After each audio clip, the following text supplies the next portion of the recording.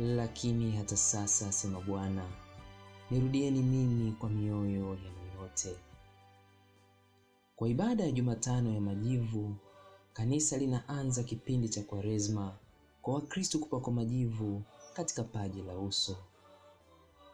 Kupakwa majivu ni ishara ya kuwa tumeanza kipindi cha toba na majuto, na waamini tualikwa kuirarua mioyo yetu na kurudi kwa Mungu. Zaidi tualikwa kuzitafakari upya njia na mienendo yetu na kujenga urafiki na Mungu ulioharibiwa kwa dhambi. Pamoja na toba, yafaa sana kipindi hichi kutumika katika kufunga, kusali, kusoma neno la Mungu na kufanya matendo ya huruma. Mungu hapendi mwanadamu afe katika hali ya dhambi.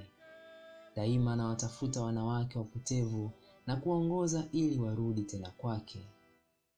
Yeye yupo tayari kutusamehe na kutupokea tena, kutushirikisha upya na uzima wa milele. Shime Mkristo, amka na ushike njia ya Kalvari ukimfuata Kristo. Kumbuka ni amri ya kanisa kufunga siku ya Jumatano ya Majivu, nami nikutakie Kwaresma njema.